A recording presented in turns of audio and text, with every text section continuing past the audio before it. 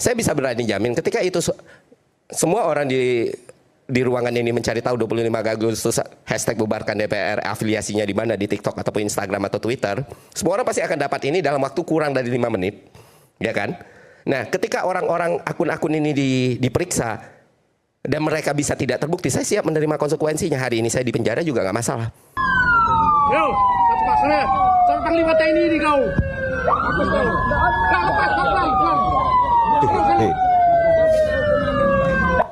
Apakah ikut rusuh adalah bagian dari tugas teman-teman? Tidak kan? Perusuh. Bukan. Ini dua hal yang berbeda. Oh, dua hal yang berbeda itu Pak? Ya jelas. Oke. Ikut rusuh. Ya ikut dia di sana. Ya wajar. Berarti kalau orang ikut rusuh nggak bisa diproses hukum dong? Karena dia bukan perusuh. Iya, dia kan ikut. Kan dia ikut. Gimana Oke Zoners? Seru kan episode Rakyat Bersuara kali ini? Sebelum lanjut nonton, jangan lupa like, komen, dan subscribe. Kalau udah, yuk kita lanjut nonton lagi. Oke, saya garis bawahi sekali lagi bahwa kita menyampaikan bahwa ini bukan soal unjuk rasa sekali lagi, tapi ini adalah aksi massa brutal. Itu yang akan kita kupas malam ini. Siapa yang melakukan, siapa dalangnya, dan bagaimana kemudian logikanya menjelaskan itu. Bung Ferry tadi terpotong, silakan. Ya baik, melanjutin dari segmen pertama tadi. Anda minta putaran video, kita udah siapkan. Karena diminta kan kalau ada videonya baru jelas. Ya udah kita ada videonya, silakan diputarkan. Oke. Apa utama kamu? Kapeleri, ikut rusuh, kapeleri, ikut rusuh di Palembang. Yo, satu pasnya, satu panglima TNI di kau.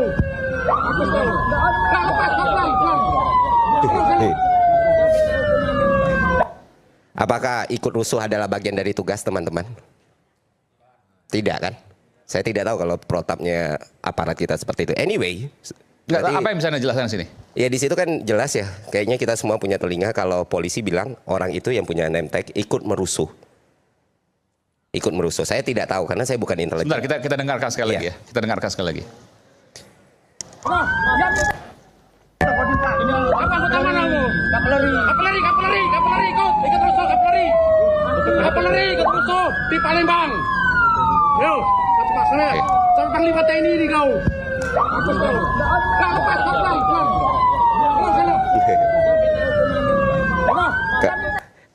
Kapolri ini ikut rusuh Kapolri. Saya laporin Panglima TNI, terus dia bilang si orangnya bukan cuma saya Pak, kata orang TNI ini. Bukan cuma saya. Anyway, itu kan menjadi bukti. Saya nggak tahu protapnya apakah ikut rusuh juga termasuk bagian intelijen atau enggak. Tapi nanti dulu sebelum itu kita ngelanjutin masalah algoritma dulu. Oke. Kebetulan doktoral saya, PhD saya diambil masalah data science. Kehidupan saya soal data analitik dan bukan cuma membahas teorinya, saya juga menerapkannya. Mungkin Bapak Ibu semua supaya tahu. Doktoral Anda soal data analisis. Data analisis di Monash University. Australia. Dan belajar soal algoritma. Dan bukan cuma belajar secara teorinya atau mengutip orang lain, saya menerapkannya. Mungkin sekarang bisa di ChatGPT, friction shifting theory itu udah keluar teori algoritma dan data analisis dari Ferry Irwandi. Dan sudah ada pembuktiannya. Berapa engagement yang didapat, berapa view yang didapat, berapa follower yang didapat. Tapi saya akan membicarakan ini dengan bahasa yang simple dan sederhana. Dan supaya teman-teman intelijen bisa mengambil ilmu juga, mungkin kita sharing knowledge ya. Ada yang namanya scraping, ada yang namanya OSINT. Jadi untuk men-track dengan algoritma kayak sekarang, algoritma itu akan jadi bahaya ketika kapasitas dan kapabilitas penggunanya kurang. Tapi kalau kapasitas dan kapabilitas penggunanya bagus, itu bisa jadi senjata yang sangat powerful sekali. Dan berikan saya laptop sekarang, kita bisa track bareng-bareng dari mana isu 25 Agustus itu muncul. Ada Ainus berani beri saya laptop sekarang. Oke. Nanti saya akan minta laptop. Silakan dilanjutkan. Nah, lagi sedang dicarikan. Saya akan datangkan laptop nanti. Dan saya nggak perlu pakai scraping atau OSINT untuk mencari tahu by keyword aja. Kalau kita bicara OSINT itu open source intelligence. Iya. Oke. Untuk memahami dari mana sumber data itu muncul. Ya kan? Dan sebenarnya ketika pakai handphone nggak bisa? Ya mungkin Bapak Ibu bisa coba sendiri ya di Google. Ini acara paling simpel deh. Di TikTok Google by date 25 Agustus sebelumnya hashtag bubarkan DPR. Lihat afiliasi orang-orang itu, siapa yang dia dukung, instansi mana yang dia dukung, instansi mana yang tidak dia dukung, siapa yang dia serang. That's it. Akun-akunnya? Akun-akunnya, simple kok. Dan jawabannya adalah? I don't know, silakan cari tahu sendiri. Teman-teman pintar kok, Bapak Ibu lebih pintar lah dari saya. Anda mengatakan mereka yang selama ini dukung pemerintah? Enggak, saya enggak bilang apakah mereka benar-benar di dalamnya atau tidak. Tapi kalau belajar, kalau kita ingin mencari tahu, benar-benar mencari tahu, nggak usah pakai kata yang berbunga-bunga atau kata-kata sophisticated lah. Langsung kayak gitu aja udah ketemu kok. Anak-anak ini lebih pintar dari saya untuk nyari tahu hal-hal kayak gitu. Anyway, Nggak, apa yang Anda mau sampaikan di situ?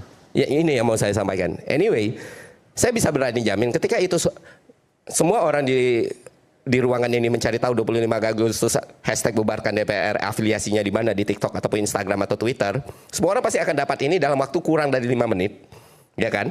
Nah, ketika orang-orang akun-akun ini diperiksa dan mereka bisa tidak terbukti, saya siap menerima konsekuensinya. Hari ini saya di penjara juga nggak masalah. Saya sudah kecukupan saya untuk hidup sudah, istri saya sudah cukup. Mas saya kalaupun apa? Ada nama akunnya bisa disebut? Ada nama Afiliasi, nama akunnya Jadi mungkin. ditantang sama Mas Budiman. nama akun mungkin hashtag Mas Bud bisa dilihat.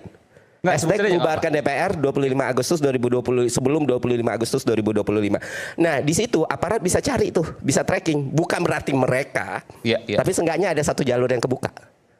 Nah, dari situ aliran dana bisa dilihat.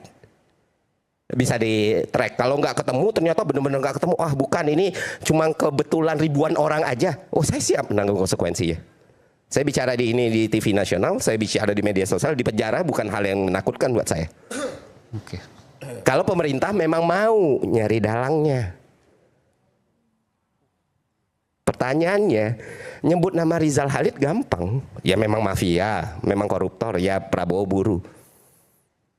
Tapi kayak pertanyaan Mas Aiman tadi, basisnya apa? Itu kan kita perlu tahu.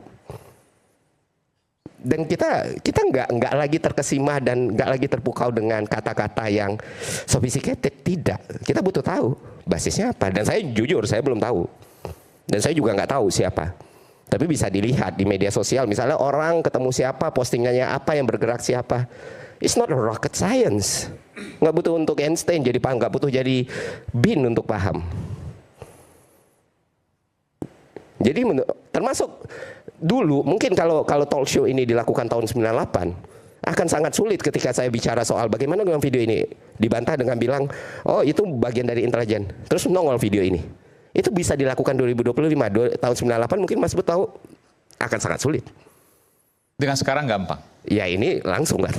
Tapi seberapa valid itu? Pertanyaan saya gini, saya challenge Anda. Oke. Seberapa valid kemudian akun-akun itu bisa Anda katakan bahwa itu berafiliasi ke kelompok tertentu misalnya? Kan belum tentu mereka yang melakukan juga kelompok tertentu itu. Betul. Bukan berarti mereka yang melakukan, tapi mereka bisa jadi orang-orang yang diperiksa nantinya. Oke, bahan awal. Bahan awal. Seharusnya kan intelijen bekerja seperti itu ya. Oke. Tapi kalau cuma nyebut nama-nama luar aja atau apa ya semua orang juga gampang. Ada ini juga bisa. Baik. Sebentar, saya Istri saya juga perlu bisa. diklarifikasi tadi yang video tadi. Oke. Pak Soleman.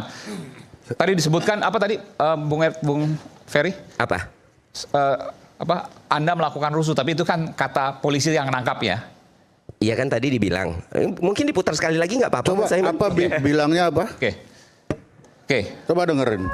Apa kota mana lu? Kapeleri, ikut rusuh kapeleri.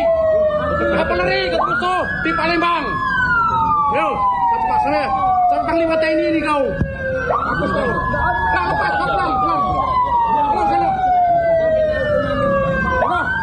Sependengaran saya ini adalah kavaleri di Palembang. Ya, ada nggak kata perusuh?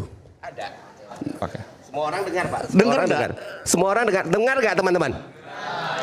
Dengar nggak? Tadi ada Pak, ada. Perusuh? Perusuh.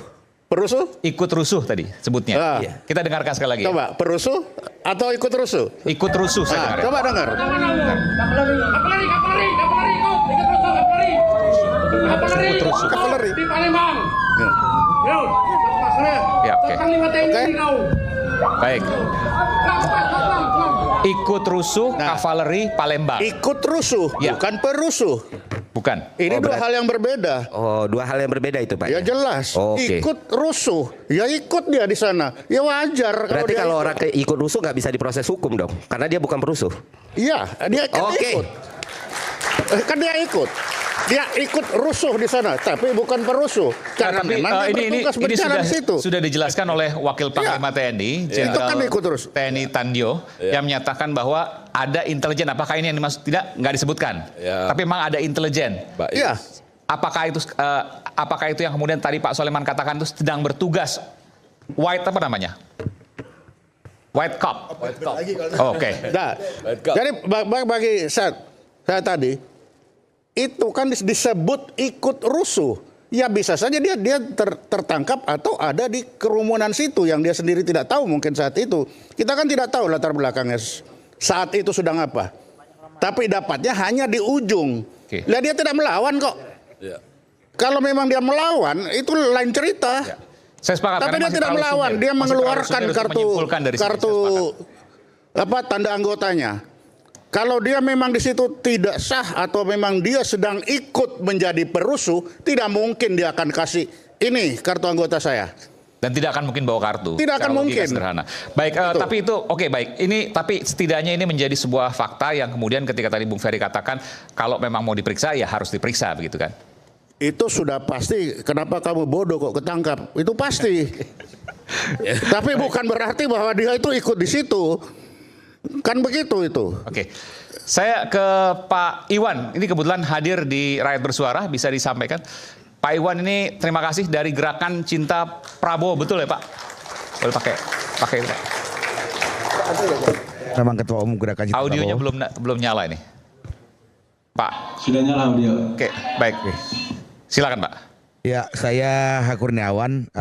Saya juga. Atau minjem yang lain. Saya biar saya antar. Oke. Silakan Pak Iwan. Ya, saya H. Kurniawan yang kebetulan sampai hari ini saya Ketua Umum Gerakan Cinta Prabowo. Ya, saya berjuang bersama Prabowo ini kan dari tahun 2008 ya. Berjuang mengantarkan Bapak jadi presiden dan alhamdulillah dari 2008 2024 baru bisa beliau jadi presiden ya, hampir 1 tahun untuk beliau jadi presiden. Sekaligus saya sampaikan ya, soal ini Bang Iwan. Ya, kebetulan tahun 2019 saya salah satu pelaku rusuh yang ditangkap tanggal 21 Mei 2019. Kerusuhan Bawaslu waktu itu. Ya. Oke. Ya. Anda sempat di penjara juga? 1 tahun saya. Oke. Ya. Saya angkat topi dengan polisi waktu itu. Kenapa? Dalam hitungan jam, hitungan hari, semua bisa terungkap. Ya. Kalau polisi mau, tentunya kali ini bisa mengungkap itu dengan gampang. Ya. Polisi hebat kok, punya alat canggih. Ada cybercrime. Masa ngungkap dari tanggal 25 sampai hari ini belum ada aktor intelektualnya bisa ditangkap? Siapa dalangnya? Padahal Pak Prabowo sendiri sudah membuka ada kemungkinan ya perusuh ini dari teroris juga ada, makar juga ada. Dulu dalam hitungan jam kami ketangkap semua. Berarti kan polisi benar-benar profesional. Dan waktu itu saya ingat kabar skripnya Pak Sigit ya, Kapolri yang sekarang ini.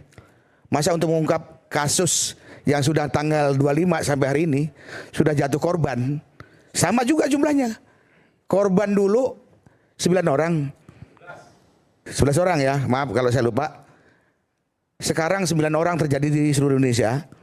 Tentunya polisi pasti punya bahan untuk mengungkap kasus ini supaya terang benderang. Ya. Jadi saya rasa itu. Siapa yang berada di balik kerusuhan itu? Ya seharusnya polisi punya data. Ya. Tinggal mau tidaknya dibuka, itu aja. Mau tidak atau dibuka? Iya. Bila perlu beri waktu kepada kepolisian. Kenapa? Bentar, ini agak serius pernyataannya.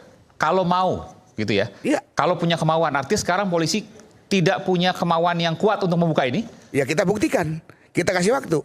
Ya saya bicara sebentar ya, Bang Aiman. Saya coba untuk merespon ya, begini. Bahwa memang ada sikap dari kepolisian, harusnya bukan kita sih, tadinya harusnya Pak Penasihat Kapolri. Ya, Pak Arianto tiba-tiba dipanggil oleh Pak Wakapolri. Cuman kita semua sudah mendengar bahwa Pak Kapolri sedang memburu siapa yang memberi dana dan lain sebagainya. Bahwa ada peristiwa 2019 kita juga ikuti. tentu tidak bisa apple to apple bahwa memang ini sebanding betul dengan peristiwa 2019. Kalau Budiman itu sempat sampaikan tadi bahwa memang ini kerusuhan yang paling unik terjadi dalam masa-masa Indonesia saat ini ya, bahwa terjadi kerusuhan dalam waktu yang begitu cepat di berbagai wilayah dan lain sebagainya. Nah, bahwa tadi disampaikan juga oleh Ferry ada pertanyaan-pertanyaan tentang intelijen dan sebagainya. Tadi sudah Pak Ponto juga sudah sampaikan dan Pak Wapang juga sudah sampaikan. Bukan berarti juga apa yang menjadi ilmunya Ferry itu selalu linear dengan apa juga yang menjadi pikiran-pikiran apa yang diinginkan bahwa memang ini kejadian seperti ini A, B, C, D. Dan menurut saya jauh lebih penting itu bicara soal bagaimana Republik ini ke depan kalau menurut saya. Bicara soal tadi disebutkan oleh Pak Prabowo bahwa dia tidak akan mundur setapak pun untuk melawan koruptor, untuk melawan mafia-mafia. Nah, dua kata itu akhirnya notisnya muncul satu nama yang tadi disebut Aiman. Mungkin juga muncul juga nama-nama lain. Dari media sosial dan juga tadi dari profiling yang kemudian saya baca dari. Mungkin juga muncul nama-nama lain yang ikutan dalam momentum yang dirasa juga bisa mendompleng kepentingan-kepentingan tertentu dirinya maupun kelompok-kelompoknya. Nah, kita bicara soal bagaimana dalang di balik kerusuhan amuk massa ini sudah mengorbankan 9 jiwa. 9 korban jiwa. Cuma itu nggak pertanyaan, tapi saya bertanya, kalau seandainya memang ditudingkan kepada yang bersangkutan, Reza Halid misalnya, bagaimana kemudian logikanya ia bisa mengatur semua? Itu belum terjawab. Artinya kan ini masih sumir. Iya, dan mungkin saja punya kemampuan-kemampuan yang kita juga sampai pada detik ini juga masih dalam pendalaman-pendalaman yang kita juga nggak tahu. Dan kita kan tidak juga bisa memberikan satu kebenaran yang belum kita pastikan berdasarkan fakta-fakta dan bukti-bukti. Artinya kasus ini cukup sulit, Anda mengatakan itu? Bukan cukup sulit, tapi sedang berproses kalau menurut saya. Sedang berproses. Ya, saya menjelaskan dulu yang tadi intelijen apa gimana? Boleh. Dan juga tadi pernyataan Pak Iwan. Pak Iwan. Pertama kalau kita lihat, ya, izin Bang. Tadi dari video, saya kira memang ini merupakan pekerjaan intelijen. Saya kira dari kepolisian, dari TNI, saya kira memang punya cara-cara khusus bagaimana mendapatkan informasi. Semasa kita wartawan dulu, saya kira banyak anggota TNI, anggota polisi jadi dan wartawan. kita bertukar data biasanya. Ya, ini adalah dalam rangka pengumpulan informasi. Ya, dan itu biasa dilakukan dan saya kira seluruh dunia juga melakukan seperti itu. Kenapa demikian? Karena memang ini adalah untuk menjaga agar apa yang menjadi misi dia itu tidak terjadi. Tapi ketika misalnya ketahuan tadi, mungkin dia moto-moto kemudian ditangkap oleh polisi. Siapa ini orang? Ini kayaknya bukan wartawan itu, bukan. Lalu dan kemudian dia memperlihatkan kartunya dan itu sah saja. Itu kalau misalnya melihat dari video tadi. Terus yang kedua tadi disampaikan oleh sahabat saya, mungkin nggak itu dia, Pak? Saya kira sangat mungkin.